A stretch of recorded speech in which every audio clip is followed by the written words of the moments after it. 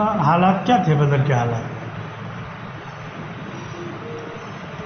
آج تو یہ فتویٰ دے دیا گیا کہ جان جانے کا خطرہ ہو تو کلمہ کفر کہہ دو، جائز ہے تمہارے لیے۔ تو بدر سے زیادہ کہیں جان جانے کا خطرہ ہو سکتا ہے؟ دشمن تعداد میں بھی زیادہ ہے اور تیاری میں بھی ہے، یا نہ تیاری ہے نہ تعداد ہے، کچھ نہیں ہے۔ اللہ کے نبی علیہ الصلاۃ والسلام اپنے صحابہ کو لیے پڑے ہیں بدر میں، تو کیا نعوذ باللہ صحابہ کو قتل کرا دینا چاہتے تھے انہیں کہ نہیں؟ 13 سال مکے میں جو دعوت دی ہے کہ اللہ ہی کریں گے، اللہ ہی کریں گے، آج وہ دن آیا ہے کہ اللہ سے کرا کے دشمنوں کو بھی دکھانا ہے اور صحابہ کو بھی دکھانا ہے، دونوں نے دیکھ لیا، دشمنوں نے بھی دیکھ لیا اور صحابہ نے بھی دیکھ لیا۔ دشمنوں نے دیکھ لیا کیسے ہم پٹ گئے نہتھا لوگوں سے اور بھوکے لوگوں سے، جن کے پاس سواریاں نہیں، کھانے کو راشن نہیں، پہننے کو کپڑا نہیں، لڑنے کو اسلحہ نہیں، ان سے شکست کھا گئے۔ ان کو بھی دکھایا اور صحابہ کو بھی دکھایا کہ دیکھو سبب کی ضرورت نہیں ہے۔ مسلمانوں کے ساتھ اجتماعی مدد جو اللہ نے پہلی بھیجی ہے محمد صلی اللہ علیہ وسلم کے دور میں، وہ بدر میں بھیجی ہے۔ بدر کے بعد صحابہ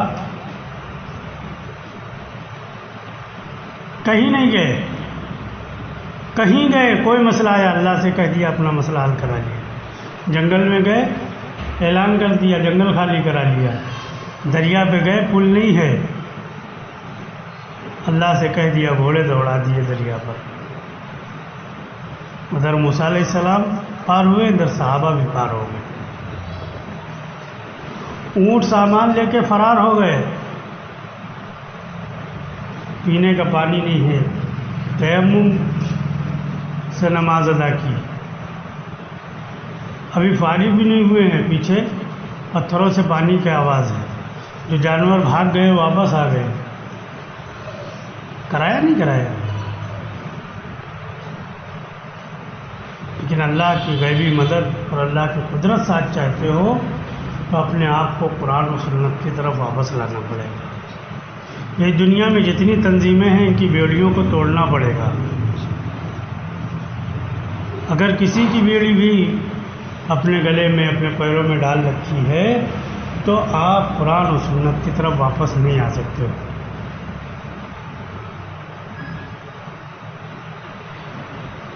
کیسی لوگوں کو بیڑیاں ڈالی؟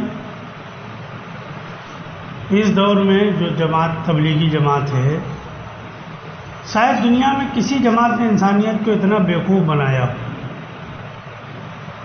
کسی نے نہیں۔ ہم لوگ بھی جب ان کی بیڑیاں ڈالے ہوئے تھے تو ان کی سمجھ میں نہیں آتا تھا۔ ہم کیوں کہہ رہے ہیں کہ بیڑیاں سب کی توڑنی پڑے گی، جب تک نہیں توڑو گے تب تک سمجھ ہی نہیں پاؤ گے، قرآن کو بھی نہیں سمجھ پاؤ گے، اللہ کی قدرت کو بھی نہیں سمجھ پاؤ گے۔ میں آپ دیکھو، انہوں نے ایک ترتیب بنائی اپنے یہاں، کیا ترتیب بنائی کہ حیات الصحابہ کی تعلیم وہ کرے گا جو عالم بھی ہو اور سال بھی لگائے ہو، عالم میں ہو سال بھی لگائے ہو۔ تو حیات الصحابہ کے لیے اتنی وہ کہ سال بھی لگائے ہو اور عالم میں ہو، اور قرآن جو اللہ کا کلام ہے اس کے لیے کئی سال لگائے ہونا چاہیے؟ اس کے لیے کئی سال لگے ہونا چاہیے؟ اس کے لیے کون سی ڈگری درکار ہونی چاہیے؟ اچھا، اب یہ بنایا قانون کہاں؟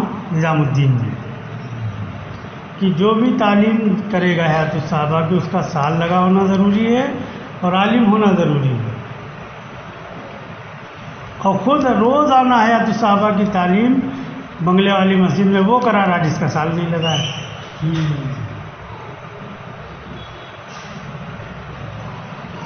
جس کا سال نہیں لگا وہ کرا رہا وہاں، جبکہ صدر مقام انسانوں کی کائے کے لیے ہوتا ہے، رہبری کے لیے ہوتا ہے. مدینہ منورہ انسانوں کی رہبری کے لیے تھا کہ لوگ وہاں ہجرت کر کے آ کے سیکھتے تھے اسلام کیا ہے، ایمان کیا ہے، وہاں کے سیکھتے تھے. وہاں روز تعلیم وہ کرا رہا ہے جس کا سال نہیں لگا.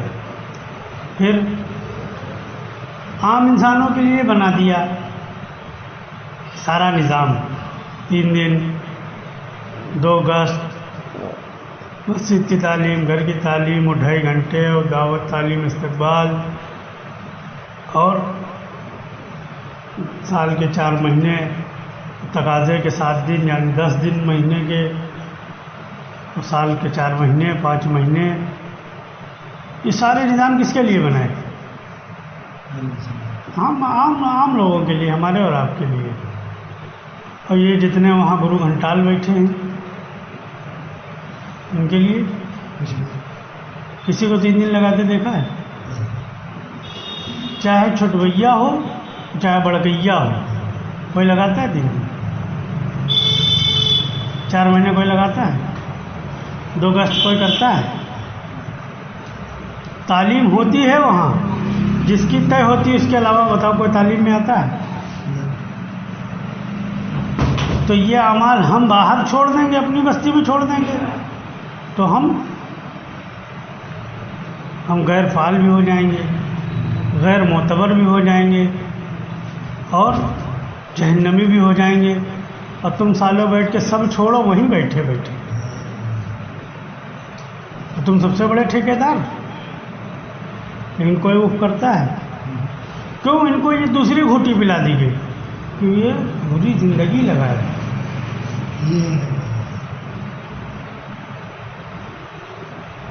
یہ کہاں لگا رہے ہیں؟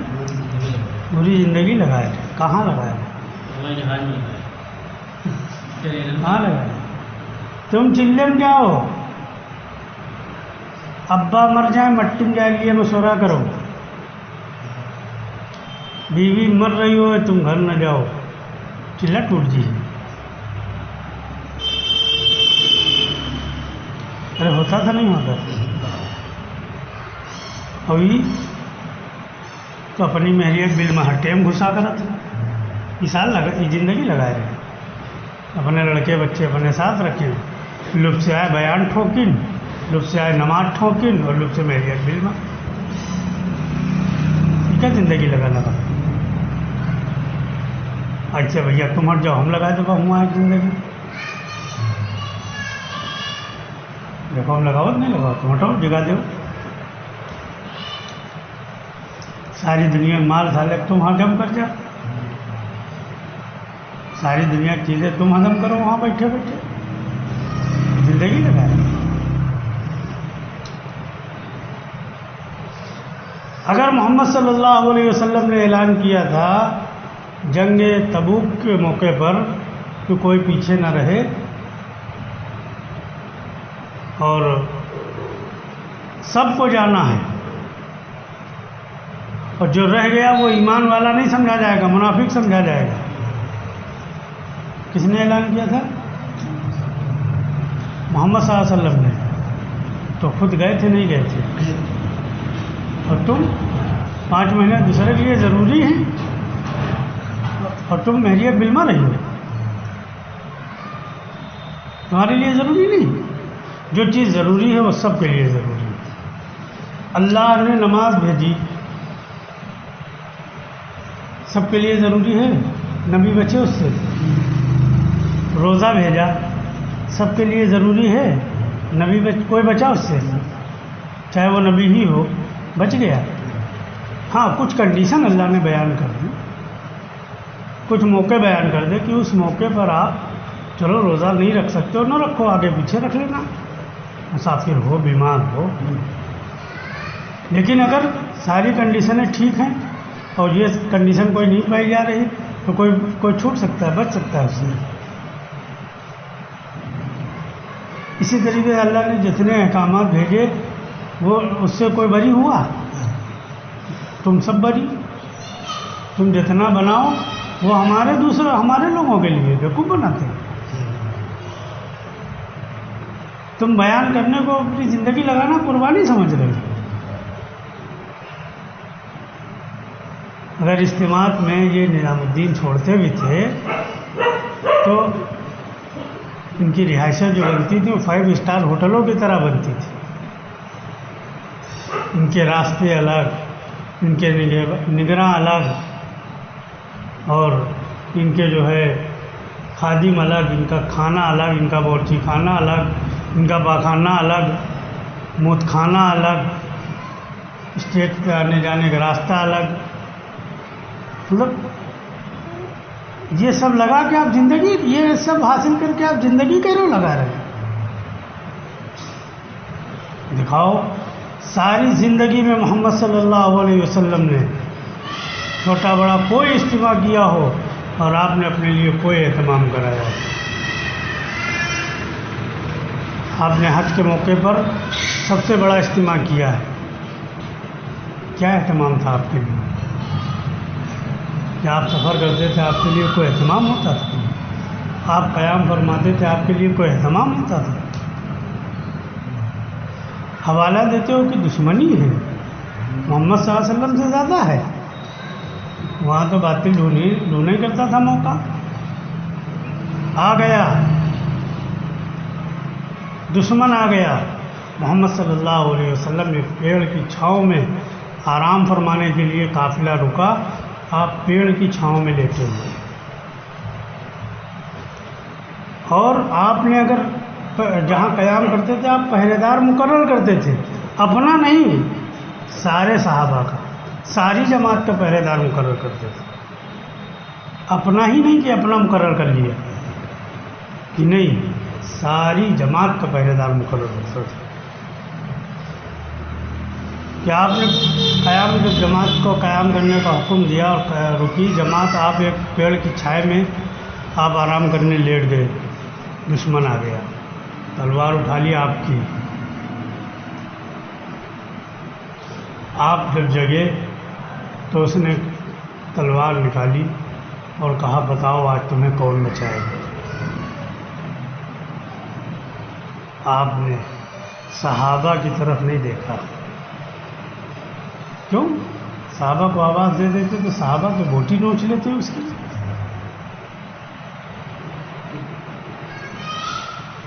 آپ نے کہا کہ ہمارا اللہ بچائے گا. اس جملے پر اس کی تلوار اس کے ہاتھ سے گر گئی.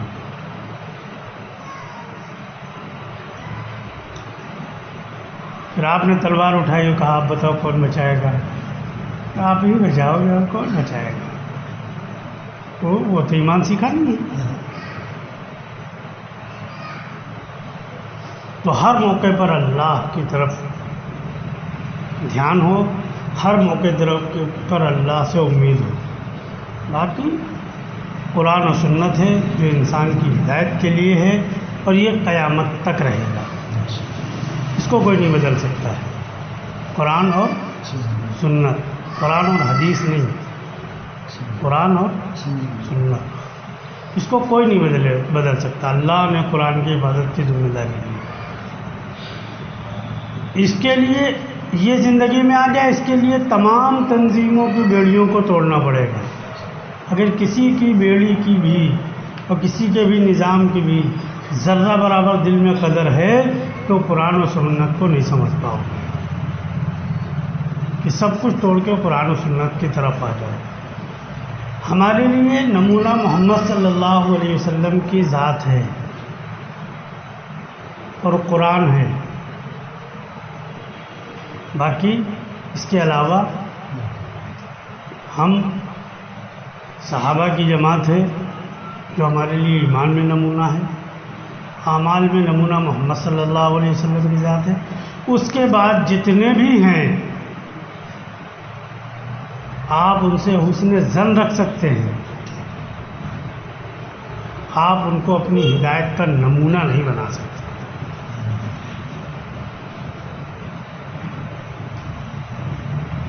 اس نے زن رکھ سکتے ہیں، لیکن اپنی ہدایت کا نمونہ کسی کو نہیں بنا سکتے. اس لیے اپنے آپ کو قرآن سے جوڑو، یہ دیکھتے ہوئے اپنی زندگی گزارو کہ ہمارا کوئی قول، ہمارا کوئی عمل وہ قرآن و سنت کے خلاف نہ ہونے پائے. ہو گیا ہے فوراً توبہ، اس پر جمنا نہیں کہ ہو گیا تو اب اس میں ہم جمے پڑے کہ نہیں. جو آپ کو اس سے آگاہ کر دے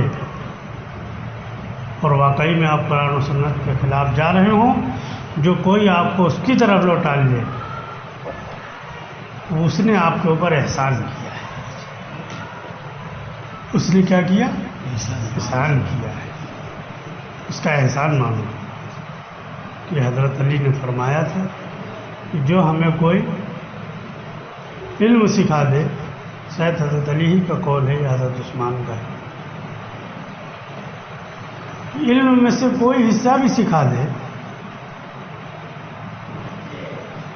ہم اس کے غلام ہیں، وہ چاہے اپنے کام کراوے، چاہے ہمیں آزاد کر دے، چاہے ہمیں بیچے. کہ وہ کون ہوگا؟ وہ جو قرآن و سنت کی طرف تمہیں لوٹا لے. ہاں، باقی یہ کتاب کو پڑھنا نہیں کہ اس کو علم سمجھ لیا لوگوں نے. کتاب کو پڑھنا یہ علم نہیں ہے. علم تو اللہ عطا کرتے ہیں. کتابوں میں جو کچھ ہے، جب اس کو اپنی زندگی کے اندر پلا لو گے تو اللہ علم دے دیں گے. ہم پڑھنے کو علم سمجھ رہے ہیں کہ اس رخ پر جب اپنی زندگی لے آؤ گے تو اللہ علم دیں گے. پھر وہ اللہ تعالیٰ اپنی معرفت عطا کریں گے. وہ علم جس کے پاس ہوگا وہ نبی کا وارث ہوگا. ڈگری والا وارث نہیں ہوگا نبی کا. تو لوگوں کو بیوقوف بنانے کے لیے انہوں نے بیان کیا نا، ان العلماء ورثۃ الانبیاء، کہ جو عالم ہے وہ نبی کا وارث ہے. اللہ کے معرفت کا علم جس کو حاصل ہے وہ انبیاء کا وارث ہے. وہ اللہ سے غیر سے ہونا نہیں بولے گا. اللہ کا دوست ہو، اللہ سے غیر سے وہ نہ بولے گا. جس کو اللہ کی پہچان ہو جائے وہ اللہ سے غیر سے ہونا بولے گا.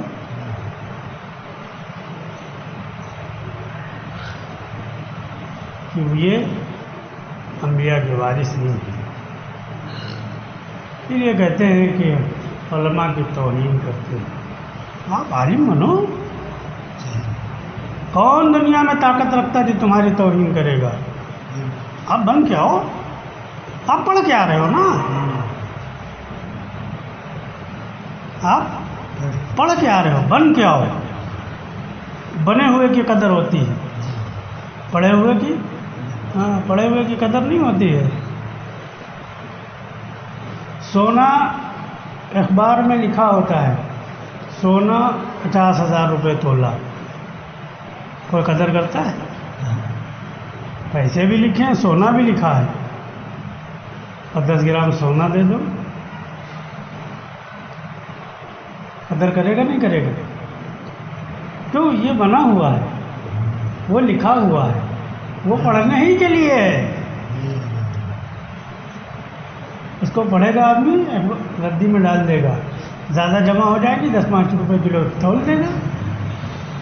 1 کلو میں کتنی جگہ لکھا ہے سونا سونا سونا سونا؟ کوئی قدر ہے؟ اور 10 گرام تو چھوڑو، 2 گرام کی انگوٹھی ہو اور آپ کی بیوی دے کہ اس کو بازار سے ذرا جڑوائے لیتے آنا، ٹوٹ گئی ہے، تو لاپرواہی سے لے جاؤ گے؟ لاپرواہی سے لاؤ گے؟ حفاظت سے لے جاؤ گے، حفاظت سے لاؤ گے. کیوں؟ یہ سونا ہے، یہ لکھا ہوا تھوڑے ہے، یہ اصل ہے.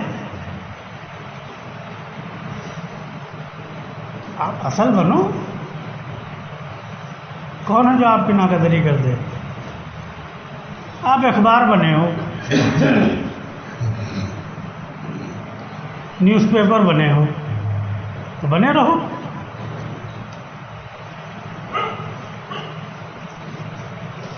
تو اس لیے اپنی زندگیوں کو کہاں لانا ہے؟ قرآن و سنت پر لانا ہے۔ اللہ تعالیٰ ہم سب کو عمل کی توفیق عطا فرمائے۔ اللہ